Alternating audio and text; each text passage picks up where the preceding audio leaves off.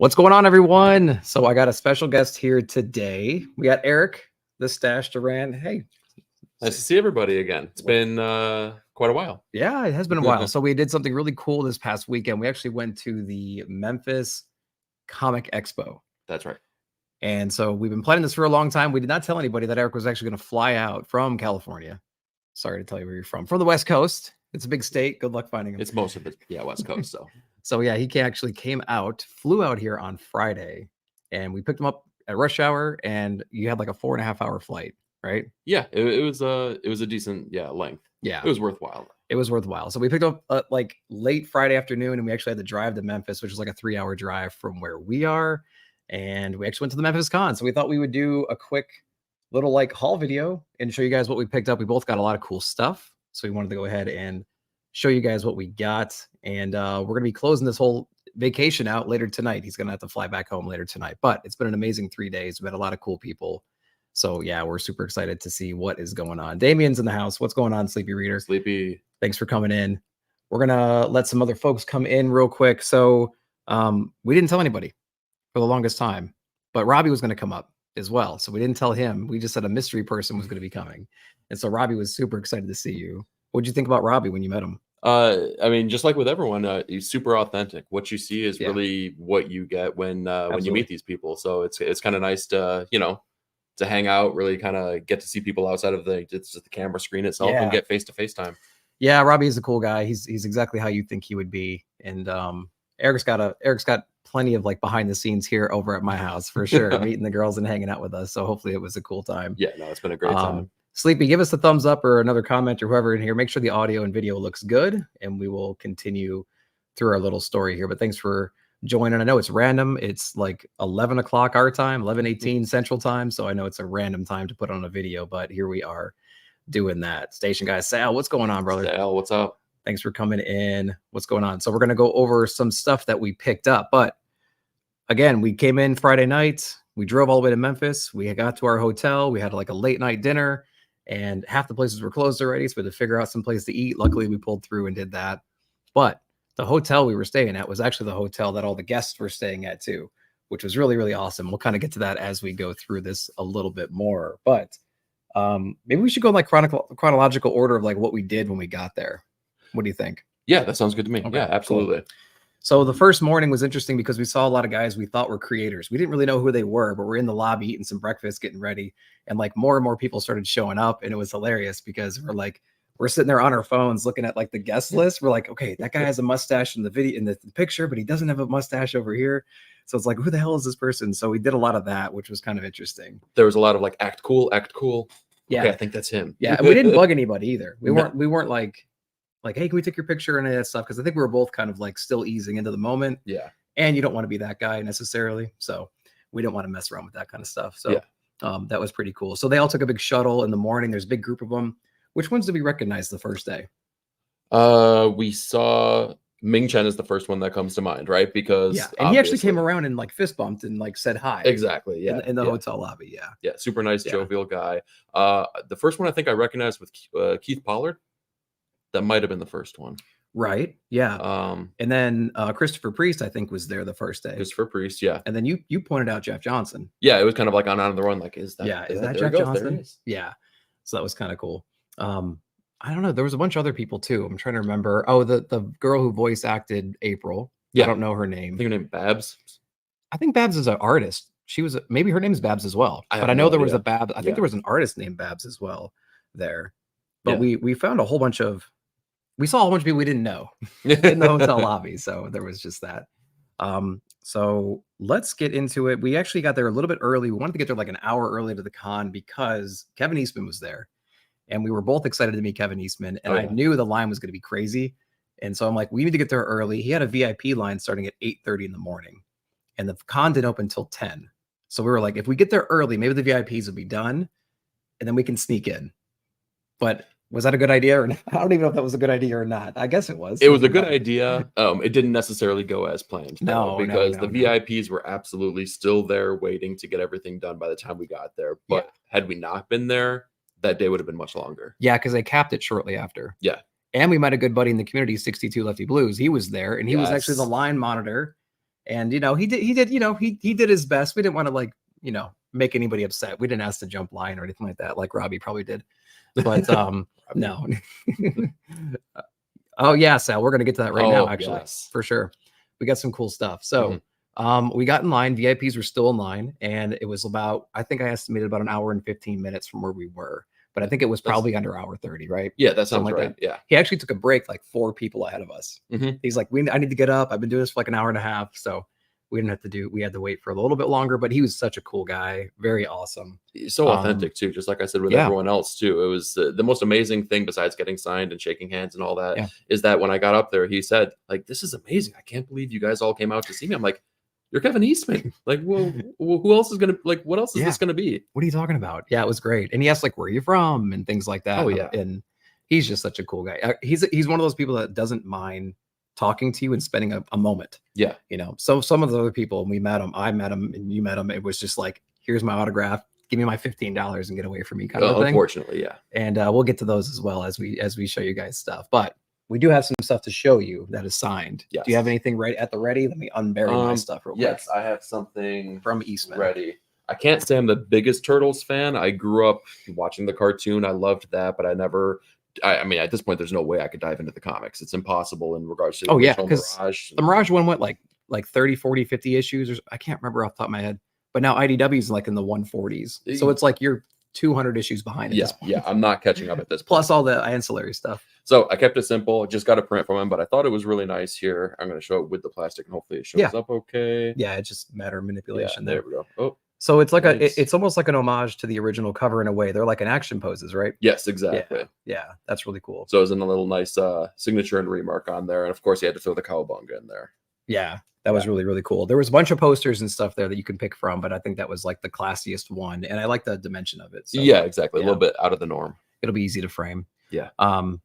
Yeah, cool. So we were there, and I was debating what I should get signed, but I actually have the artisan edition of TMNT #1. And what's cool about this one is it starts with like the sketch stuff in the beginning, wow, like this, and then it runs through the entire story, and then it eventually gets into the full-on art, and it's the entire first issue. So what I decided to do is, because we had this cool like transition splash page kind of a thing, I'm going to go up in front here.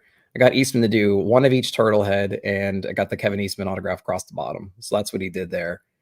So I thought that was a pretty cool thing. I was thinking about 4 giant turtle heads, but I'm like, I'm going to let him do what he wants to do. And he just did 4 individual turtles. So I thought that was awesome. So that's going to go good with this. And I'm very happy with that. So that was a cool thing. Yeah, that was amazing. Yeah. I had a lot of other things, a lot of single issues and stuff like that to think about. And I have like the original NES right behind me right there, that cartridge from when I was a kid. So I was like, that's things to bring, but I don't know what exactly I want to bring. So that was from Kevin Eastman. So that was a really cool thing. We both had a blast with him. Yeah. Yeah. And 62 was there all weekend monitoring that line. And that guy, I don't know how he did it or how he stayed sane, but no, because it could have gotten wild really quick here. Yeah. Fable, what's going on, dude? How you doing, Fable? Thanks for coming in, Sal. Yeah, great remarks. Yeah, for sure. He was only doing turtle heads, and he can do them in like 10 seconds at this point, so he's just like whipping them out. Yeah, so no big deal. He had a really great Daredevil variant that I was so close to getting. If he would have done remarks in anything other than a turtle head, I would have picked that up without a shadow of a doubt. Yeah, that's true. Yeah, I had some things I was like, I wonder if he does like a Usagi. Like, no, I don't want him to do that. But like maybe like a Casey Jones or an April, just something different. But he hates drawing women. Like that's what he said. Like he doesn't feel like he can do it. That maybe I'm making that up. I think I heard that on Kayfabe though. That's pretty cool. All right, so we went from Eastman to your favorite. Yes, Chris Pachala. This is your story. Yes, this is where I spent most of day one at the con. Unfortunately, well, I'll say fortunately with the way that it ended up. Yeah, cool. Yeah. The line for Chris Pachalo's signing and remarks was interesting. Yeah. After a while, it wasn't the longest line in the world to begin with. But they started realizing, oh, well, we don't know how this is going to work out because some people are only getting signings and some people are getting remarks. Right. And I have to say, a remark is usually a quick little doodle with a signature. Yeah, like you saw those turtle heads. Yes, exactly. Yeah. Mm-hmm. The first thing that he did when he had the first remark that came up is he spent an hour with this person making the world's most intricate sketch based on the request of the person paying for the signature and remark. and it looked fantastic. Yeah. So it was a real kiss and curse kind of scenario because you're standing in line going, come on, let's go. Right. But when it's your turn, you're like, let's take our time. Slow down, Chris. I want to talk with you. Yeah. Because he was asking questions and stuff too. It wasn't like, where are you from? Okay. And that was the best, like dialogue. Yes, that was the best part of the whole thing, is that he took his time with you. He had a conversation. He was interested in why you were there, what, why you like his work, That's true. Didn't he ask like how you got into comics and stuff? Was that him? Yeah. Why did you get into comics? What do you do for a living? Like, it was just like hanging out with an old friend. What hotel room are you in? It got weird. Exactly. Yeah. But for Chris, I would let him know. Yeah. So anyway, the signature line started moving fairly quickly. And what line were you in again? I was in the signature line. So it started as one, but the dude broke it up, remember? So like his handler was like, I'm going to separate it. And he told me, he goes, okay, you're in here for signatures. I was with Robbie and Mike. Yes. And so Robbie and Mike were with me. And I said, he goes, okay, I need you to tell everybody else behind you that lines up that there's 2 lines and I want you to separate them. You're in charge. And I love being in charge. So I had a good time like separating out the line, but you went to the remark line, which was equally as long. Basically equally as long. Yeah.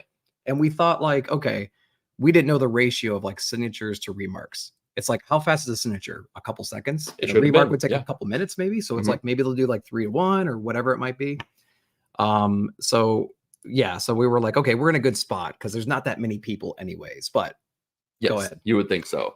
What eventually ended up happening is that, we kind of became separated because of the lines, and it was great because we were still next to each other and we were still able to converse and say, I can't wait to go talk to him. And we had a lot of bits of like us just kind of talking, and we're like, hey, Eric, kind of that kind of thing. And that's what that was annoying for me though. It evolved into. It's like, hey, let's talk. This is a fantastic time. Right. Hey, Nick. This is a fantastic time. I'm having a blast. I'm having a blast. Yeah. So, all in all, by the way, Flash? Phelps, Flash, Biggie. Nice to see Biggie. all you. To answer your name, Biggie. Yeah, it's been Nick Comic Culture, and then I took away the Nick after a while because I thought recognition was there, so I could do it. And apparently, it didn't hit everybody. But hey, Biggie Shack, thanks for coming in, brother. We always appreciate you, dude. Thanks for coming in. So they all got their signatures, and correct me if I'm wrong though. When you got up there, you basically had the same experience though. Like, he took his time with you. Yeah, I had 3 different things to sign. You brought me 1 because I didn't have a whole lot of stuff. And so then I got those 3 signatures, but he was like, where are you from? How'd you get in the comics? All that kind of stuff. And so, it was great. It was probably like 3 to 4 minutes. And I had 3 things signed, you know what I mean? So it was pretty cool. Yeah, he took his time. So, what we thought would maybe be an hour wait, based on the Eastman line here, I ended up waiting an hour and waiting an hour and waiting another hour. And I had gone through, remember, we split at the same time to 2 different lines, and we thought they were generally the same size. And then I was done. And then, as you're saying, hour after hour after. So there was a skylight above me, and I started judging where I was based on where the light had shifted from the sunlight coming in, basically. Right. So it was, the best part about it though is like the people that I was standing that were in front of me and behind me, we became brothers in arms at that point. We're like, we're in this together. We've spent this much time. We're not backing out of this at this point. Yeah. So we hung in there. We took our time. We got everything completed here. And I have to say that it was absolutely 100% worthwhile because, he took his time. He had the conversations with you. Yeah. I happen to be a big fan for a multitude of reasons, but I ended up getting my Death Deluxe Edition signed. Yeah. And a lot of people had those. So if you haven't read this yet, it's been well sponsored. Yes, exactly. So he took his time, and here is what center. It'll focus on it in the center. Much better. There we go. So there's the signature that he did for me, and this is normally what you would consider a remark. This is what I would absolutely. That's a good remark. That's on the better end of remarks from my experience. You guys might have different experience, but yes. What he decided to do though is my favorite character that he's ever drawn would be Shade the Changing Man. You're seeing I haven't it right seen now. it since the con. It looks great. So he leans back in his chair. He gets his, sketchbook ready, and he's like, okay, well, tell me what you want me to do for you. And, I said, hey, artist choice. Go ahead and, have at it. Go ahead and take care of business. So he proceeded to go ahead and look at that. Get that done for me. So he penciled it first, and then he traces it. He inks it, right? He traces over it, and then he got his gray.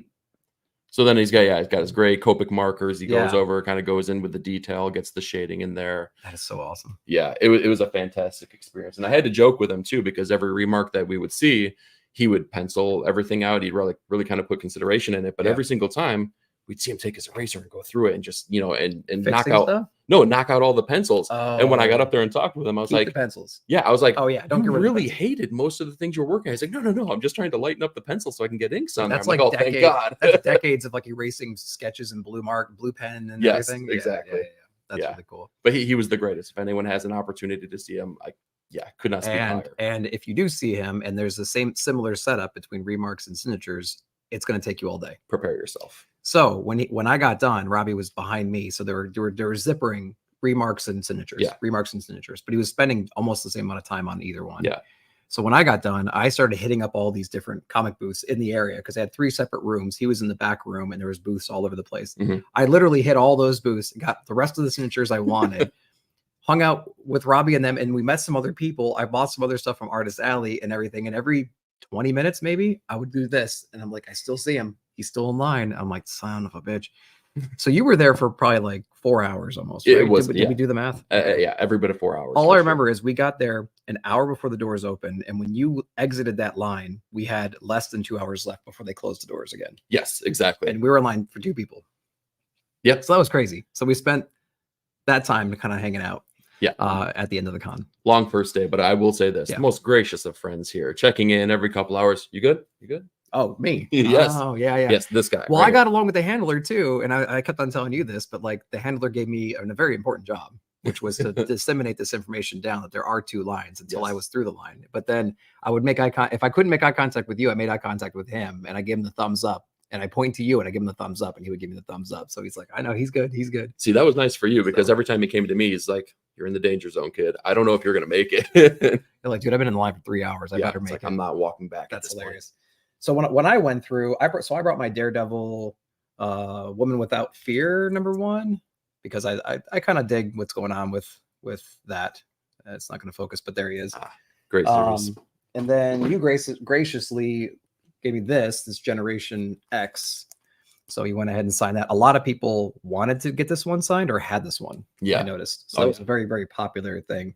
I'm not going to pretend like I know everything about this guy's legacy and everything. So I'm just glad to have his stuff. And then this is the free comic book day foil. He didn't do the cover, but he did the interior pencils.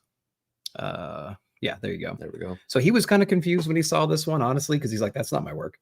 But then he started flipping through it. And I guess he's like, oh yeah, I guess that makes sense. Yeah. So there's that. So what did we do after that?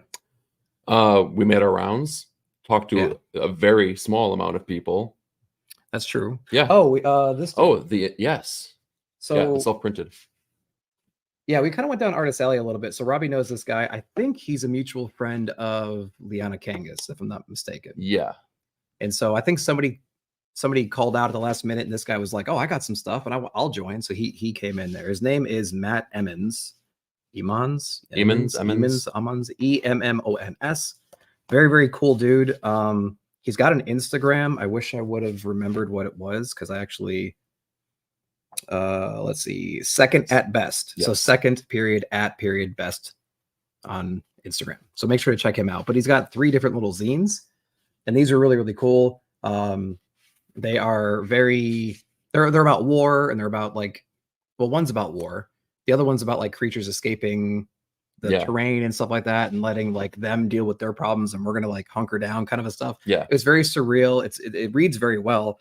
It was an interesting story for sure. I don't know if they're completely connected, but they feel the same. They feel like they could be a universe. Yeah, I feel like they kept the theme of creation after destruction. Right. Yeah. These 2 did for sure. These 2 were definitely in that vein. Oh yes. This one was more of like a kind of like a monster thing. Your worst nightmare ever if you're a deep sea diver and you come across some kinds of monsters and stuff like that. So it was very, very cool. So make sure to check out this guy. I'll be doing some shout outs and stuff over the next couple of weeks and stuff on Instagram, just getting people to know who he is for sure. Now, do you remember the printing technique that he used? He said there was a special way that he was putting that on the paper. So he described it as like, it wasn't like a printing press. He said it was like a roller. Yeah. So you had all I don't know how you put the graphics on a roll. I don't know. It seemed reminiscent of like the t-shirt process where you put it on the screen, like screen printing almost. Right. Yeah. So instead of like putting your ink down and pulling the ink over the whatever that is, that I don't even know what it's called. Screen. Yeah, exactly. He said it was more of like a roller, and then you would change the colors on the roller. Yeah. I'm not going to pretend like I know what it is. Yeah, same here. It might be on his Instagram, so we have to check that out and see what's going on. Yeah, the end product is super cool looking though. Yeah, it is pretty interesting. Yeah. Who did we see after that? Did we go to Jeff? Yes, that's how we ended the day. That's right. So the same guy, I think it was the first one that I had realized that was at our same hotel was Jeff Johnson. So you might know him from hanging out on drink and draw sessions with Dan Panosian and Joe Quesada, things like that. I gotta find those again. Yes, they're so good. So we started chatting it up with him, and he had a booth where he had a couple of sketchbooks set up, and more importantly, I guess, a bunch of his artwork that he's done. So he's been big portfolio binder, original pages. Binder. So he had prints ready. He had some smaller pieces that were done here, but actual real comic book pages from things wide ranging.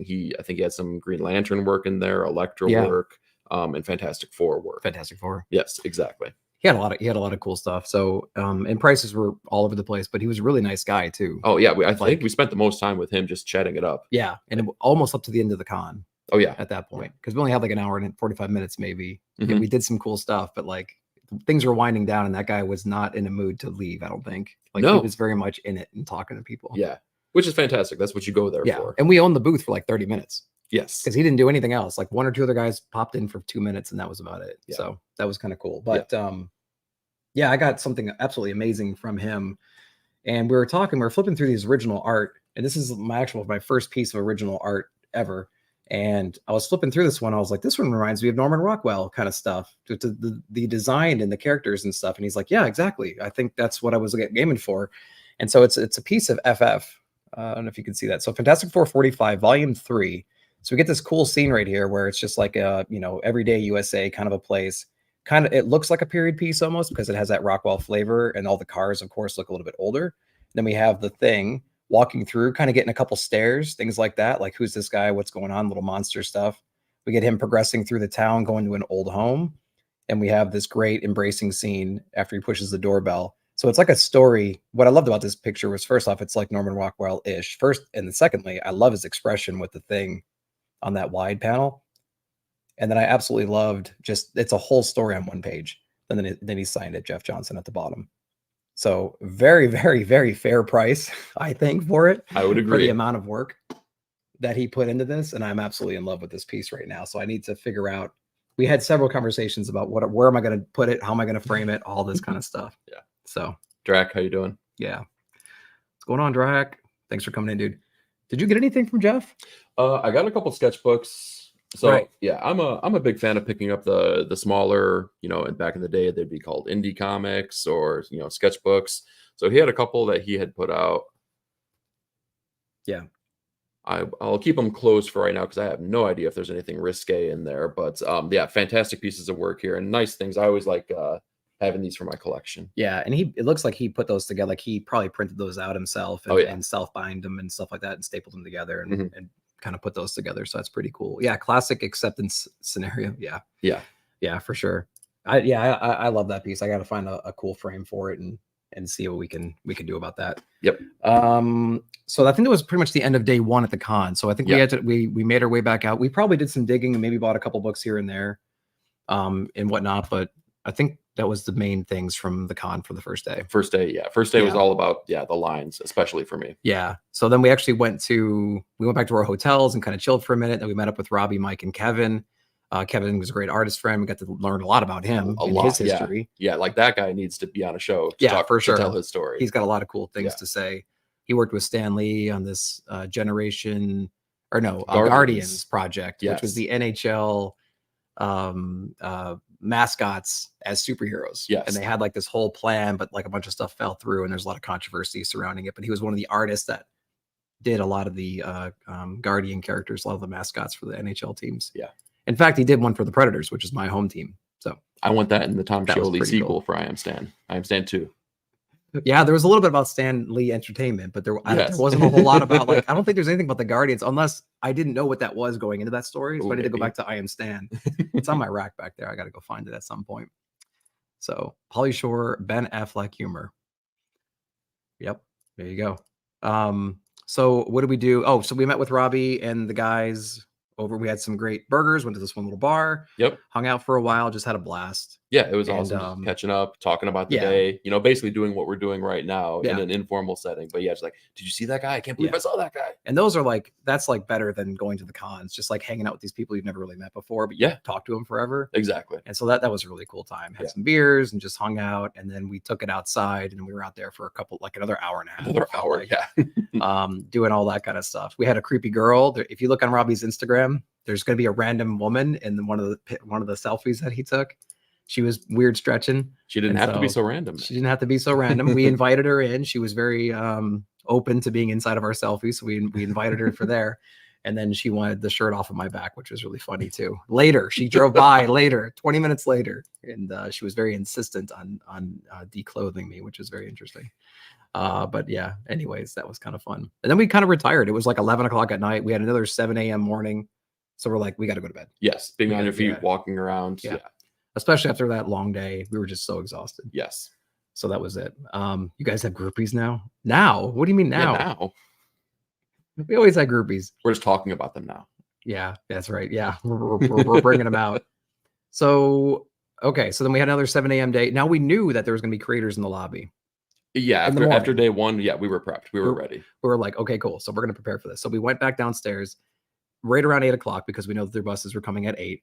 And it appeared like maybe they had VIPs the day before because there was I think more people there longer in the morning. Oh, perhaps, absolutely. Right? Yeah. I think I don't know if the VIP event was only for Saturday, maybe. And because why would you? I mean, who am I to say? But why would you go twice? Right.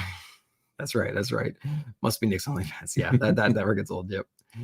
Yeah. So we were prepared to see people, and we saw a lot of people there. Actually, yes. So we got downstairs, and who was the first? I know Alan Davis was there. Yeah.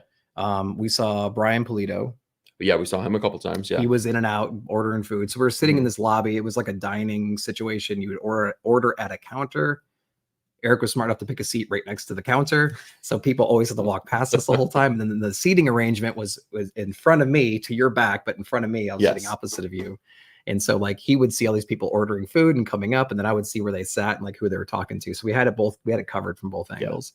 So we were definitely creeping. So if you're a celebrity and you know you are watching this right now, we were definitely creeping on you. Yeah, we know your breakfast order at this point. But there was a few other people there. So we had Brian Polito, we had Alan Davis. Ming was hanging out. He was chilling when we got there. Oh yeah, downstairs. Ming Chang, and then Kevin Eastman. Yeah, comes walking in with his wife. He had the coolest shoes, by the way. These shoes were decked out in the color scheme and theme of the turtle van. And I can't say that I would have the guts or bravado to wear them, but he wore them very nicely. Yeah, him and his wife were there, and he had maybe a handler or something like that. I presumed it was his wife. It was a female of his age. Walking with him. I don't remember. I think it's a safe assumption. Yeah, good assumption there. And he bolted though. I think he had a private signing with the vendors of the con at 8:30. That's the rumor I heard. Yes, that's what I heard as well. Yeah. So I mean, it was like 8:15. He was in the lobby. You had his bag with him, and he bolted out of there. But everybody else was kind of congregating still. And then the voice actress from April showed up again, and there was a few other people. I think we're forgetting the most important part. We shared an elevator with Garth Ennis. Garth Ennis. And he was so gracious. He was the nicest guy. Oh, God. To go from floor 2 Well, that's to a good transition because we could talk. Oh, I got Garth Ennis the day one. Yeah. Okay, so we need to transition to Garth Ennis. So we got in an elevator, and we're on the 3rd floor. We go to the second. We're going down. We go to the 2nd floor. Doors open. Garth Ennis walks in the elevator, and he's like, do the accent. Go ahead. Oh, I can't. Yeah, you're kidding me. Don't put me on the spot. I can't do that. You've been doing it all weekend now. So he comes in, and he's awesome. And he's just like, he's talking to us. He's not like, hey, it's in the corner. He's like, oh, how you guys doing? Stuff like that. And I said, yeah, it was great meeting you today. And I'm so glad you came out and everything. And he was like reciprocal, it wasn't awkward. And then the 1st floor, we reached the 1st floor. This was going to dinner, right? It was going to dinner because we were gonna make fun of, not make fun of, but we're gonna poke Robbie for it. Yeah. And so he gets out, and we have to turn and leave through the side entrance. And he was going to the lobby, so he was going to go straight. I went straight. I kind of had to do the shirt tug. You turned, and then you were like, Nick, over here. And I was like, oh, sorry, man. I was just going to follow Garth and see where he was. It was nice to see you, Garth. Yeah, that was really cool. But I got some stuff signed from him. Of course, it's going to be out of order. So let me find my Ennis stuff. Oh, when we were in line for Eastman, I spotted this course, I don't care. I'll tell you how much I paid for it. I spotted this The Pro from Innis. And so I was always looking for this cover, and I'm going to presume it's a first print. It was only $20. It's a VF. And I spotted that. I'm like, oh, I'm always looking for that. And then he signed on the leg. You can see the leg right here. I wanted him to sign up here in like a silver because that seems really obvious to do, but he went for the leg. Whatever. Yeah. That's fine. You can do that. It's your stuff. And then story of you know who, this Preacher special. I mean, the only way to make that face better is to put Garth Ennis across the forehead. So we went ahead and did that. So that was pretty cool. And then this Comic Tom exclusive for the boys. He just did it right there in the blast. So that was really cool. So he was a little confused about this. He was like, what the heck? He recognized the character, but he's like, I don't think I've seen this one. That's Ben Templesmith, if I'm not mistaken. That's right. Yeah. Comic Tom variant. Yeah. So you did good there. You hit that was his great. biggest properties, really. Yeah. I tried to, get some decent stuff. Mm-hmm. And the Pro was not on the list. I just happened to find that one. Yeah. So that's all we got with that one. He was a little bit talkative as well. He was happy that we were there. Like a lot of these creators were like, no, thank you for having me. It's like, it wasn't me, but it's like, it's our demand for him. I guess that puts asses in the building. Right. Yeah. So, it was really cool. So he was really appreciative, and I felt so bad for him. We all did, because you want to explain what we saw going on with the lines and stuff. Yeah. So the way that it was set up is that Kevin Eastman was in one corner of the expo. Chris Bachalo was in the other corner of the expo, and Garth Ennis was kind of just maneuvered right in the middle of those two. So what you saw is you had these enormous lines right between him, and Garth was hanging out. Garth had time to talk. He did. His line had little to no people in it, maybe one person. Yeah. Most of the time he was sitting around. He took breaks. He's getting up, walking around, and he had to get up between people's lines and do that. And I'm like, does anybody not know who this person is? Like, yeah, shake the man's hand. Yeah, go up to him. Yeah. He's a legend. He's created tons of cool stuff. So it's like, okay. So we kind of felt bad. So as soon as I was done with what I was waiting for you to get back into your line, I went over there and I was like, boom, boom, boom. Let me knock all this stuff out. And he was super cool. Yeah. Oh, I actually bought one of his originals too. Oh, this might be news to me. I need to find, where the heck would it have gone? I don't know. So like the change that I would have for whatever the fee was, I think it was like $5 an autograph, which is like crazy awesome. Yeah. I had like a 20 and I had $3, and he's like, well, for $5 you can get this other book that I've done recently that like apparently he's just trying to promote, and he's like, and I'll sign that too. And I'm like, well, yeah, of course. So I gave him that. I need to figure out where the heck that actually went. I wonder. No, I gotta find that. Maybe when we're talking about other stuff. Yeah, I mean, we have. I'll try to find a lot of books that we went through. Yeah, so. Yeah. So that was that. We did that on day one. So that's not like. I wonder. No, it's not there. Anyway, that was a day one thing. But day two, we were focusing on comics. Yes, long. We spent all day in lines. Yeah. So like we want to focus on comics this time. Robbie had left. He didn't attend day two. He has a prior event and stuff like that, and so that was no problem. We got a lot of FaceTime with him. Yeah. And Mike and Kevin and stuff. So it was great. Finally, Eric is coming on screen. I know. Joe. I had to pull him from his home state, thousands of miles, to get him on screen. A lot of effort put in. Thanks for coming in, dude. So it was all about the book. So what did we do the first day? We got there a little bit early, not as early, but there wasn't as many people. Yeah. Right. And what were you looking for comic wise? There was a couple things. I was a man on a mission for some things. And let me show you a couple here. It's nothing that's going to blow anyone's minds. However, personal stuff. They're kind of notoriously difficult to find just diving into long boxes. And I won't show every single one here, but here, let me show the side stack here so you can get an idea of how many we're talking about. But I've been slowly. What is that, a dozen or so? About maybe even more than that. Yeah. Between 12 and 15, we'll say something like that, right? So I'm working through recollecting my run of the Max.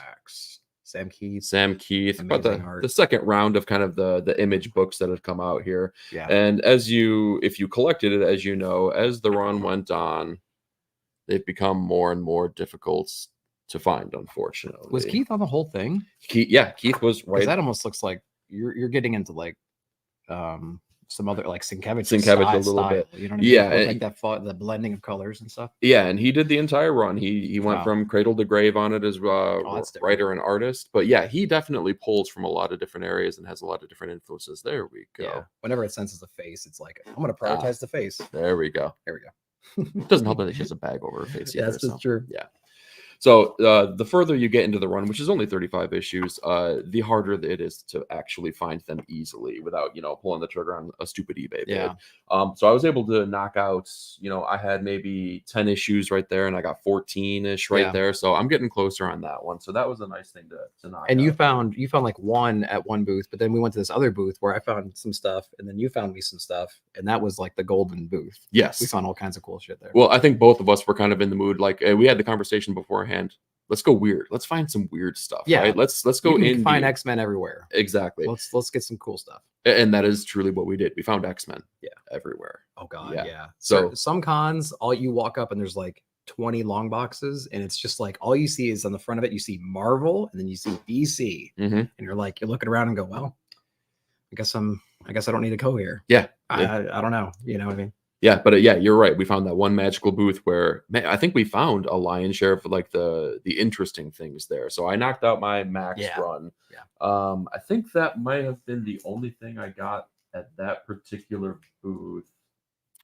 I believe it was, but I think you had gotten a couple things. You bought me these. So let me show these, and you'll have to explain these better than I can. So this is okay. So Cape and Cowell's a shop down in California. They do daily auctions and stuff, and I don't want to tell you this stuff because I don't want the extra competition. So there was a set on there for Electro Assassin, the 8-issue run for Electro Assassin. He told me, he messaged me, he goes, dude, if you can get these at a good price, get all of them. They're brilliant. Pull the trigger. And I'm like, okay, I'll look at them. And I went on there, but they all sold for like $6 to $10 a piece or some crap, because apparently it's just an amazing thing and I just need to get into it. But this guy had the entire run of Electro Assassin. And so amazing artwork. Can you explain who's the creative? Do you remember the creative team and everything? Oh yeah, absolutely. So this would have been after Frank Miller's run on Daredevil. This would have been a prequel to Elektra's death, or his intended death for her. This is Frank Miller writing and Bill Sienkiewicz on art throughout the entirety of the run. And this is I should have recognized that autograph. Arguably Bill Sienkiewicz's finest work in my opinion. I think it's way different than I expect from him. Yeah, the way he composes it, I love this cover. This might be my favorite cover. Oh, that is really good. Yeah. All the little babies have assassins, or like little assassin babies. This is a cool one. It's like a remake of the first cover, but she's all dolled up. That's really cool. Yeah, everything you'd look for from a Sienkiewicz. I think this is this is the Miller inspiration, probably, if you had to like pull from that. Still Sienkiewicz on the cover, but Miller-esque. And then here's your like farmer homage. I don't know where the woman is. She's stabbed, apparently. I think that's the idea there. And this cover is amazing as well. So yeah, you're right. Some Sienkiewicz stuff. Yeah. And the story, it all revolves around Elektra prior to meeting Matt again in her life, working with Shield's, a Shield agent basically. And it's the most gonzo bonker story ever, in the best way. Yeah, so that's really cool. I'll have to you asked me of what I'm reading on the side, and I really didn't have too many things. I have plenty of things to read, but I might have to prioritize. I might have to prioritize those. So that'll be cool. Yeah.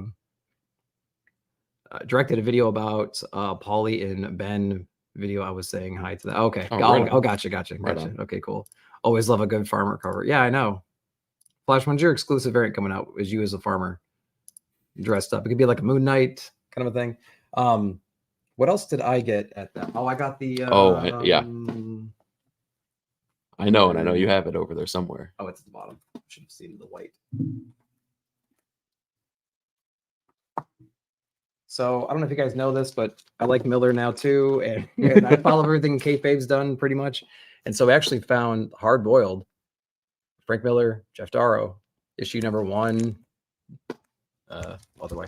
1, 2, and 3. So pretty amazing stuff. Loving those, and they're extra. They're like bigger size. Yeah, it's like magazine format, or Premiere, or Prestige, or whatever. Yeah. So it's like, I'm going to show you the next book I just got. So it's a little bit bigger than average size. So pretty cool. Yeah. you found these. We were digging through all these magazine boxes, and then all of a sudden you were like, "Hey, look! Oh yeah, we're hard boiled." And within like a second, I'm like, "Nope, yeah, got that." Because you have the hardcover, right, or something. Yes, like that? exactly. I have the hardcover, which is kind of nice though, because they're the same size and format of it, so you're not missing anything. And let's be honest, you need Jeff Darrow in a larger format. Yeah, in the largest format you can possibly find. Yeah. So that was really cool. And then I think what else I found there was this one, right? I believe so. Yeah. No, this was at the other booth where we. No, this was the other booth. Oh, was it? Okay. Yeah, that was at that booth. We met the other guy. I think that's still a good transition. I think everything else is it is a good transition. So I did find the whole set of 300. Miller and Lynn Varley was on this, so found all those, all 5 issues. So that was really cool. I don't have any of these yet, so that was awesome to grab those. So that was a good transition. He was a cool booth because he had a lot of sets together. That's you found your first Maxes, I think. Yes, the only Maxes. Yeah. Yeah. Well, that was a different booth. This was that other guy that had the AF-15. Oh, okay. Remember Yes, that because he had all those cool things, and yeah, he was really interesting. So that was kind of cool. Yeah. One of the covers to the Max, Bemis Moon Knight's run is a farmer cover. I don't have it though. Yeah. I know. I need to get back in the Moon Knight Flash. I'm sorry, I've fallen off the main run at the moment. Let's see what's going on. Yeah. I got a bunch of like random books in here too. A couple of those random ones though. I noticed a theme with what you had actually picked up here. Let's go ahead and take these. What are the other ones? Oh, jeez. Okay. There's definitely a theme to the things I got. It's a good theme. I mean, I can't. It's a good theme. There was one booth I saw that had $2 long boxes, and I found 3 Ronins on there.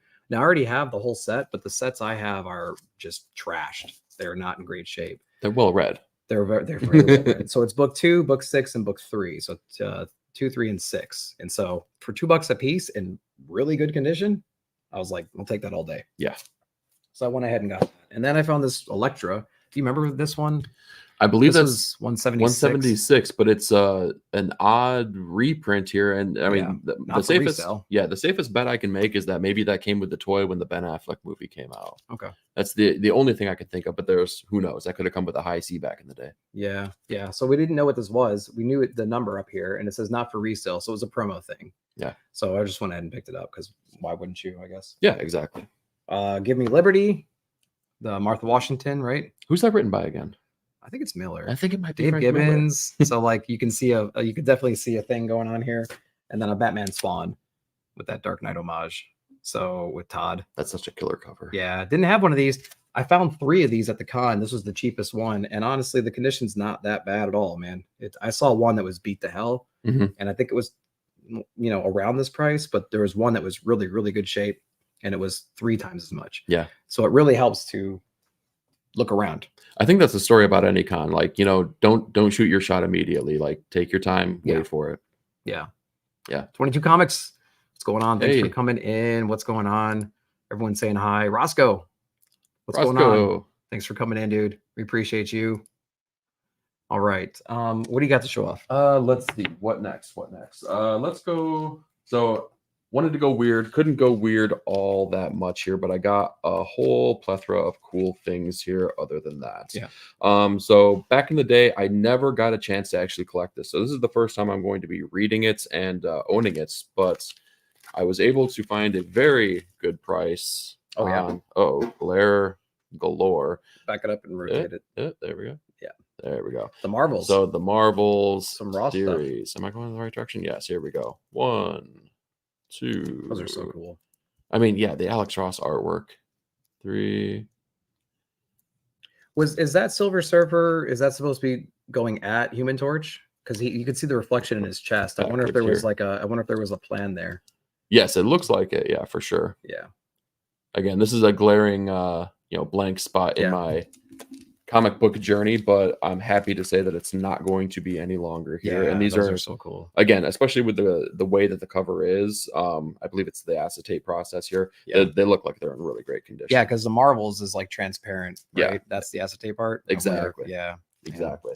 So I was really happy to get that. And you found that one? I didn't know you found that one. I pulled the trigger here, so I guess nice. I gotta mix this up with the indies here a little bit here. here. So because we talked about that cover earlier. Yes, exactly. That's So funny. I was on the hunt. I have a really good issue 149 of Invincible Iron Man where he fights off with Doom. It's the Doom Quest. But I haven't found a 150 that's been in a decent range here. That one looks really nice too. It looks pretty darn good here. I guess that's a spoiler. I should just show it now without telling the story here. But so I picked up the 150. The classic. Yeah. Awesome cover. I love that. But when I went to the booth, it was priced a little bit out of the range that I wanted to pay for it. Not terrible, but out of the range. Oh, then you bought this one? Yes, but Nick. Oh, wait. This is that it is that one. It is that one, yes. Oh, I didn't know you picked it up. So after the book Red Mother came out by Boom Studios a couple of years back, I became a huge fan of Jeremy Hahn, and I've gone back and I've picked up everything that he's put out since. And I've definitely gone back and picked out anything that he had put out previously. And one of the first books that he did with Image, he was the co-writer and author, was a book called The Realm. And it had a very fantasy, alternate reality kind of feel to it. And there was for every book he's done what he calls a brown paper bag secret variant. So you don't really know what you're getting. This is an older book, so I knew what to look out for. I knew what it actually was. But it's an homage to the old school Dungeons and Dragons covers, which actually, while he wasn't at the con here, it also has the signature for him as well. So when I saw this, this again was priced very aggressively, but we were able to work out a deal to where I was able to knock down the price for both of them, which allowed me to then pick this up very reasonably. So nice. I was super, super, super happy about that. Wait, what was the third? You get 3 from him, or did you get the 2 from? What was the? Nope, just got the 2. Just the 2. Okay, because he had a buy one get one free deal. That vendor did. So you talked him down from there too. Yeah, exactly. I tried to negotiate $5 from that guy, and he was like, "Get the hell out of here!" No. Well, that's when you walked away. I was like, "That guy's a real jerk." Hey, let's talk. It's been nice to meet you. That's hilarious. Yeah. Yeah. But I kept on my Iron Man journey and different booth, but I was able to also knock out the first Armor Wars, where it starts here at issue 225. Nice. I'll figure out this camera work here eventually. Yeah. There we go. 225. There we are. Yeah, that one's cool. Yeah, so that was a killer issue here. So I got a couple Iron Man keys that I was looking for. Yeah, that's awesome. Yeah. Server has a fiery soul. He does, though. That's why. Yep, love the Marvel books. Yeah, 22's been looking for that one too. That 150. It's sneaky, elusive. Oh, show Stu again. Where's that one? Oh yeah, Stu, you might have it. I know Stu has this. Yeah, come on. He's gotta have it. Stu's a Doomhead. Yeah. So now I'm in Stu's fan club here. Yeah. Stu's, what would that be? Stu's Dr. Doom. Yeah. Love Stu's Dr. Doom. Yeah. Latvian Bros. That same booth I picked up. This is the first book I saw. Ascender, Jeff Lemire, Dustin Nguyen. And I'm covered in autograph. And then that's the first thing I saw, and I was like, "Oh, cool!" So I have Descender, but I don't have Ascender, so I went ahead and got that. And since it was buy one get one, I found a book of similar price that I used to have back in the day, and I got rid of it. So I just got Immortal Hulk 1, that classic Ewing run we just got out of a little while ago. And so they were buy one get one, so I was able to get both of these for the price of one. So it was pretty cool. But yeah, those were really neat. Yeah, great guts. We did a lot of.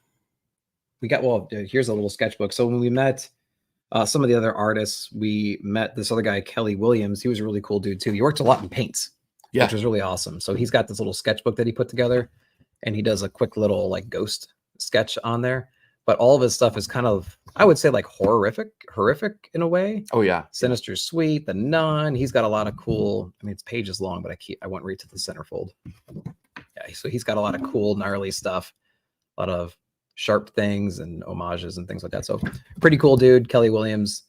Check the guy out. He does a lot of interesting things. Robbie put me onto him as well. Yeah, he had great work and an interesting layout for the book too, as it was kind of landscape as opposed to landscape. I wonder if that's because I'm trying to figure out like the rationale there. Look, if I'm going to do a horror thing, a lot of that has to do with like blood splatter or scratching or long scary things. I wonder if that was intentional. Yeah, I should have asked them. And worst case scenario, we're talking about it, so clearly it's interesting. It is interesting to us, at least. Yeah.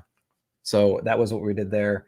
Some other stuff we got. Do you want to go into the Anne stuff real quick? Yeah. You have a cool story about that. Yeah, go ahead and knock yours out here. So I walk up like a noob with my X-Men 201, my little baby Cable, right? And so I got Rick Leonardi to sign up there, and he couldn't give two shits about meeting anybody and signing stuff. But here we are. And then we got Anne. Say her last name. Nascenti. I always want to say Nakati or something like that because I'm an idiot.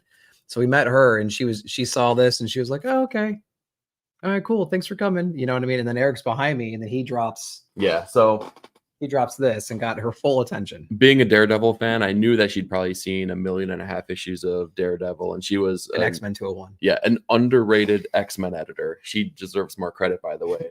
But I wanted to try to give her kudos by showing up with a book that, with a character that she created here that she probably hadn't seen. So I brought my copy of Typhoid 1, which is the miniseries when they one of the many iterations where they tried to go adult with comics with the Marvel Edge series here. So I presented this to her, and I was just so pleased because she saw it and she kind of lit up. She was like, "Oh, Typhoid, one of my favorites." Oh, between her and Longshot, and I was just like, "Oh, thank God, I made Anne Nascenti happy." It was just a fantastic experience, man. It was so great to talk with her. For one of us. It was great watching you connect with her. That was good. Oh, and just chit chat about all the things. Like she's one of the most underrated creators and editors in comicdom. Cool. Yeah, she's had her hands in everything. So it's so awesome to meet her. She was at our hotel as well. She was, yeah, with her husband, and he was getting some breakfast and stuff. Yeah, the fried chicken he had looked really good, actually. It did. That looked like hot chicken. That looked like natural hot chicken because it was nice and dark and well coated with all kinds of good stuff. Yeah. So facts. She's the best. Yes. So Stu totally agrees. Hell yes, awesome moment. Yeah, I was happy for you, for sure.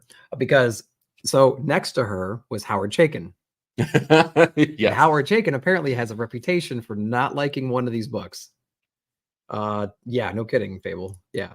And so, well, here's another lessons learned. If you ever meet Howard Chaykin, don't bring this book to the con. And so I walk up with Robbie and I give him my Star Wars 1 reprint because I'm not cool enough to have a first print. And so I bring him the reprint and he's doing a commission and I put it in front of me. He's like, "Oh, this book." And he just signed, he's like, "Put the money in the jar." And he charges $10 for an autograph, but $15 if it's Star Wars 1. That's how much he hates this book. And let's be honest, who did he say this book to? Was it to your face or was it to the book? This was to the world. This wasn't to me.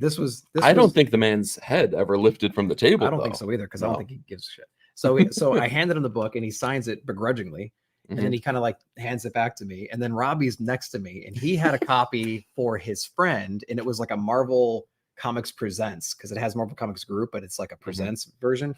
It has a whole different corner box art and stuff. And Robbie's friend asked him to get it signed. And he was like, "Oh, please don't ask me to get him to sign this book." So he knew. He must have, yeah. But he didn't know that I had the same book as well. Oh, like, I was going to say, that was a 10-second. Let's just go with the fact that he set me up. What's the problem with it? Apparently he just loves money or he hates money because how many people have asked him to sign this book and he's gotten so much work probably from the exposure of the book. You would think so. So, yeah, because he did. Yeah. Anyways, I don't know. Yeah. I have no idea. So Robbie hands him another copy of this and it's a worse version of it, so to speak. And so he's just like, "Jesus Christ." He starts signing it and he throws it back at him. And Robbie's like, "Dude, I'm so sorry. I didn't want to bring this book. I told him it's my buddy's. It's not even mine." And I'm like, "Oh my God." And let's be honest, that sounds like an excuse anyway. It was Robbie's. It does sound like an excuse. Yeah, but he either he knew ahead of time or he learned it 10 seconds ago. And then he was like, "Oh God, I'm so sorry. Yeah, what am I doing? How do I get out of this?" So that was actually pretty funny. Yeah. To see that happen. What else did we find? What else do you have? After that, I just have a few things left. Yeah, we went right back into long box diving here. The last cool, weird indie book that I was able to find is that I have the whole run of this. So this is The Savage Shores.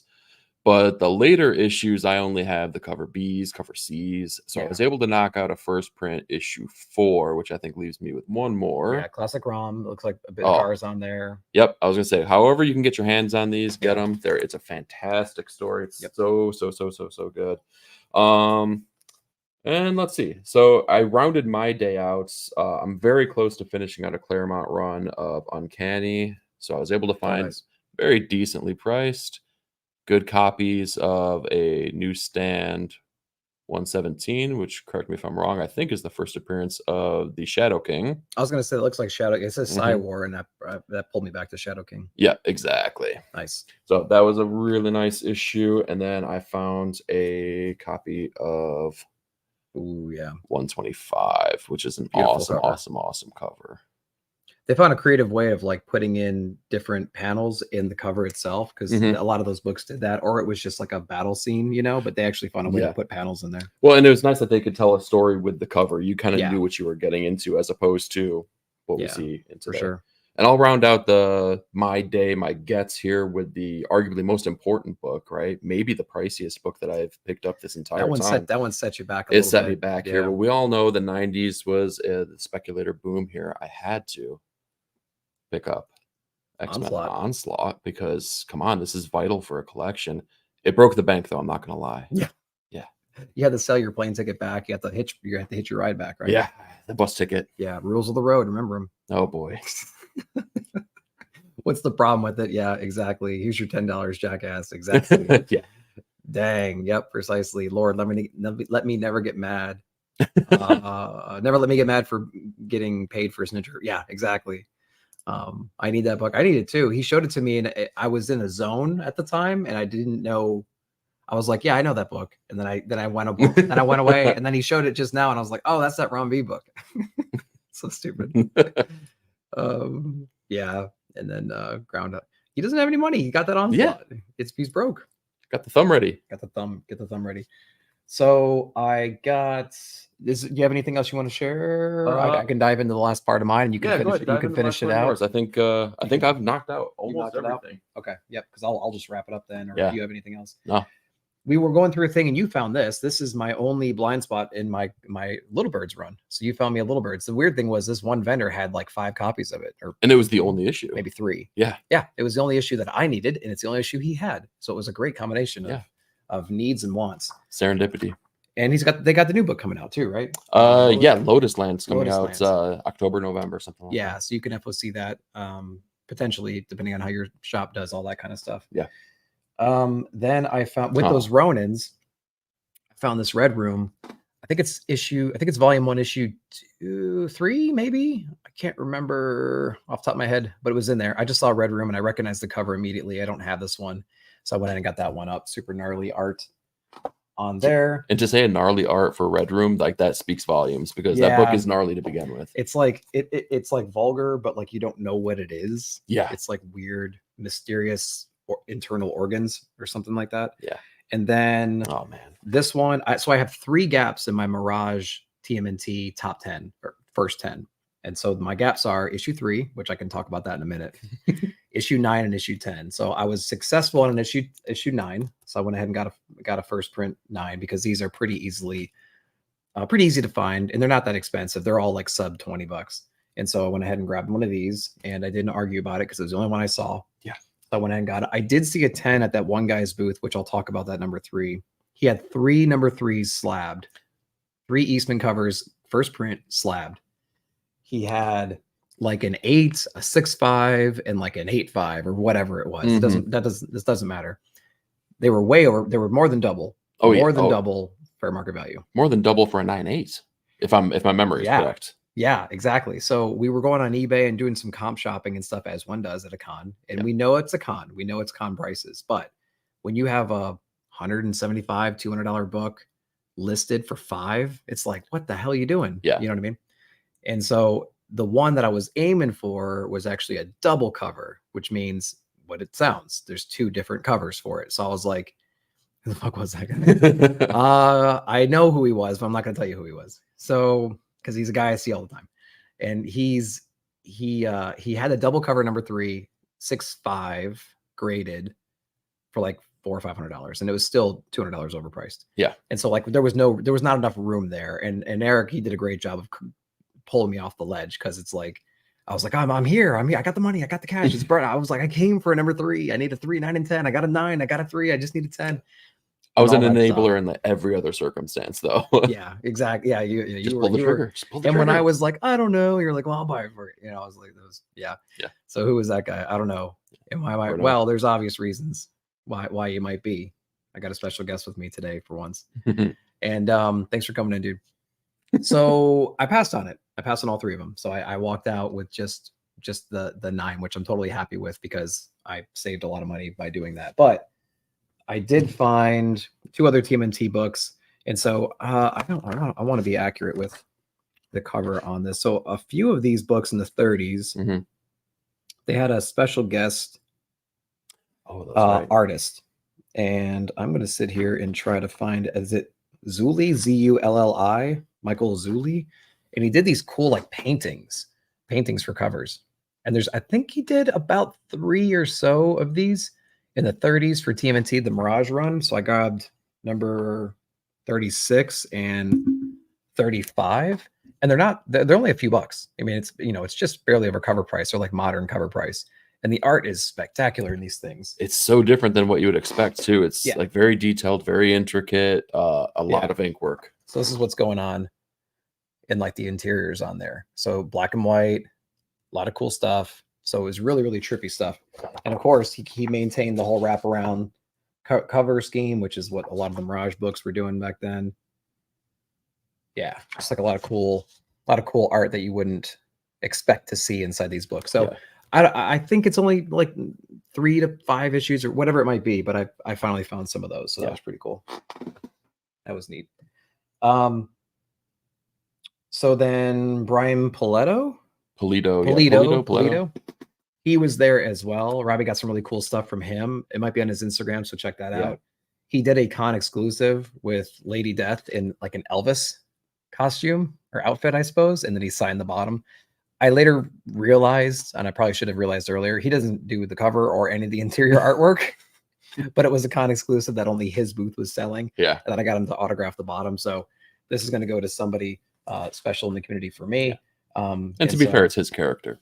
It is his character, so I think that's still fine. Yeah, those look great. Yeah, those are pretty cool. Kayfabe did a video on them before a long time ago, and they broke all that stuff down, which is how it hit my radar, of course, like everything else that I collect nowadays. I was going to say those deserve a top-down look. They do. They might actually do a top-down look. Yeah. Although I might do those Electro Assassins. That'd be kind of cool too. And then my biggest key of the day was this great little book that I passed on when it first came out. We got our Ice Cream Man finally. Issue number 1. I actually bought this from the guy who organizes, from Jeremy, the guy who organizes the Huntsville Con. And I got this at his booth. So I stared at it all day the first day and all day that we were there the second day. Yeah. And finally walked up to him, talked about the con he's got coming up in April, and negotiated a little bit of a price there. He shaved some off, and finally got that one added. Yeah. So that's really cool. I was going for a 9/8 saga. I didn't see a single saga there the whole time. No, yeah, we saw a bunch of loose late ones. Yeah, just some random, like early teens and like into the 20s and stuff. Yeah, but that was about it. So yeah, anything else that you have? No, that knocks out everything. I know both of us kind of got duplicates of certain things, but that. Oh yeah, I mean, I got some rando, like super rando issues out of dollar bins here. I'll show one of the bunch here. So I figure if I'm feeling nostalgic, why not go uber nostalgic? Just go ahead and knock out the Deathmate series. Come on, focus. There we go. Yeah. The infamous, we won't say famous, but infamous crossover between Valiant Comics back in the day and Image Comics, which was, I think, sometimes years late between issues. Yeah. So those were kind of fun to pick up here, just to remember my childhood. Yeah. I felt bad buying that Ice Cream Man because I see the cover price at $3.99, and I was like, damn, why wasn't I smart like Fable and picking that up probably on the rack and everything, you know? Well, they say blame Fable for a reason, though. They do say blame Fable. Yeah, that one's a big one to blame him for sure. But we had a really great time, and then we actually cut out a little bit early, probably around like 1:30, something like that, right? And then we had a few hour drive home, and we stopped at IKEA and got some stuff for I need more shelves, guys. So I bought more shelves. Yeah, you buy more books, you get more shelves. Yeah, he's seen the room now. So it's like, he knows it's party in the business in the front, party in the back kind of stuff. And so he knows what kind of chaos I got going on around me that y'all don't see. It's everything I wanted and more. Yeah, exactly.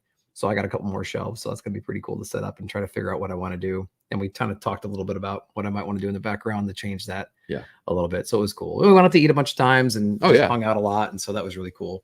But dude, I appreciate you coming all the way out here. I appreciate you having me. Yeah, of course. It was a no-brainer. Yeah. So that was really awesome.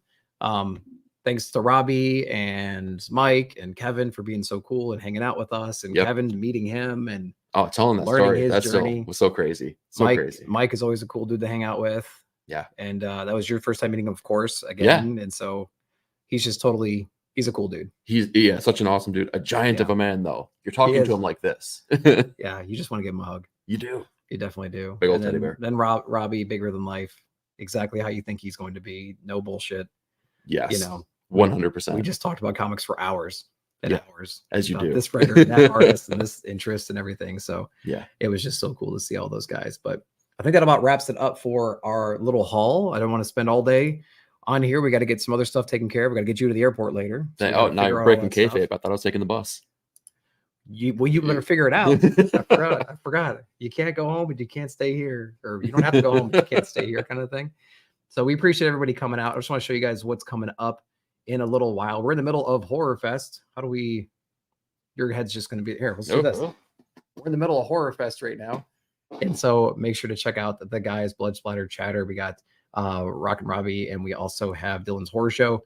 We have a lot of the guys in our group, obviously all up in there. And what are they doing? They're doing the Brood, right? The Brood tonight at 8, I believe.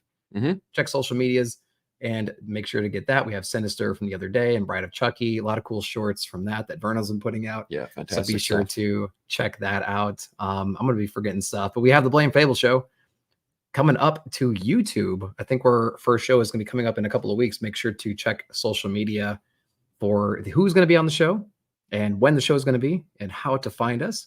If you haven't yet, sub up to One Collection Down over on YouTube. And Fable, I blocked out some of the names or blocked out some of the faces and stuff. So we should be good to go there. We have a lot of exciting stuff coming to the Blame Fable show. So be sure to stick around for all of that stuff. Southern Comic Geek. So we met him. He was actually there at the con as well. So we got to hang out with him a little bit over by Liana Kangus's, Kangusai by her booth. He got a lot of cool stuff as well. So it was really cool seeing you again. I saw you there last year as well. So that was really awesome that we got that. Yep. Attack the cons together. Yeah, no kidding. Make that a promise. Yeah, for sure. For sure. It's going to be a good one. Yep. Anyway, guys, we're going to peace out from here. Thanks again for watching. And thanks for coming out. My pleasure. Thank you. Awesome, man. All right. Take it easy, guys. Station. Bye.